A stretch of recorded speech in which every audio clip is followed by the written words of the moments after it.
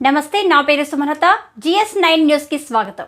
భద్రాద్రి కొత్తగూడెం జిల్లాలోని నియోజకవర్గాలలో జరిగిన వార్తా విశేషాలు ఇప్పుడు చూద్దాం.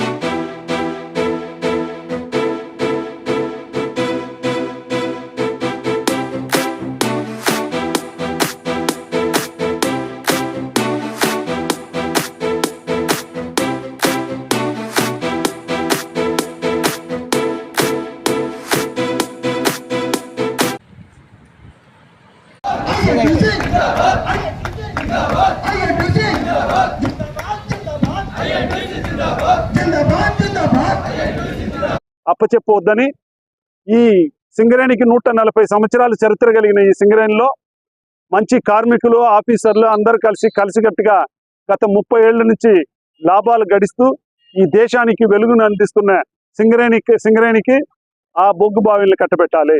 లేకపోతే పెద్ద ఎత్తున ఆందోళన చేస్తాం. రాష్ట్ర ప్రభుత్వానికి విన్నవించుకుంటా ఉన్నాం.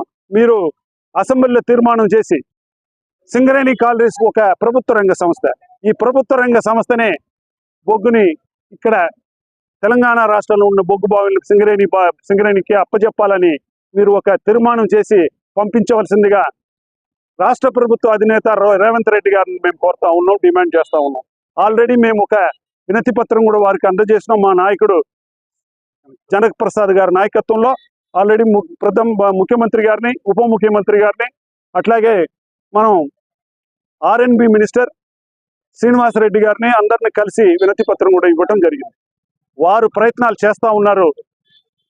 కార్మిక సంఘంగా, ఒక బాధ్యత గల కార్మిక సంఘంగా INTUC ఇవాళ మొదలుపెట్టాం. రేపటి నుంచి అన్ని కార్మిక సంఘాలను కలుపుకొని, అన్ని రాజకీయ నాయకులను కలుపుకొని, రాజకీయ పార్టీలను కలుపుకొని ఈ పోరాటాన్ని ఉధృతం చేస్తాం. సింగరేణిలో ఉన్న బొగ్గు బ్లాక్ సింగరేణికి కేటాయించాలని ఒక నినాదంతో ముందుకెళ్తాం. సఖ్యతగా ఉన్నాం. కార్మిక శక్తితో దీన్ని ఎదుర్కొంటాం. మాకు విశ్వాసం ఉంది, మళ్ళీ సింగరేణికే ఈ బొగ్గు బ్లాకులు రావాల్సిన అవసరం ఉంది, వస్తుందని కూడా ఆశాభావాన్ని వ్యక్తం చేస్తున్నాం. ఈనాడు ఈ ప్రోగ్రాంలో పాల్గొన్న, ధర్నా ప్రోగ్రాంలో పాల్గొన్న అశేష INTUC నాయకులకి, కార్యకర్తలకు అందరికి కూడా కృతజ్ఞతలు చెప్పుకుంటా ఉన్నాం సెంట్రల్ కౌన్సిల్ తరఫున.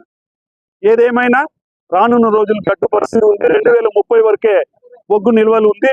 కొత్త రాకపోతే సింగరేణి మూతపడే పరిస్థితి ఉంది. కనుక ఒక బాధ్యత గల సంఘంగా మేము ముందు అడుగేసినాం. సోదర కార్మిక సంఘాలందరికీ కూడా మీరు కూడా మాతో కలిసి రండి, అందరం కలిసి సింగరేణిని కాపాడుతున్న కార్మిక సంఘం ముందుకు పెడదామని చెప్పి మనవి చేస్తున్నాం. Thank you.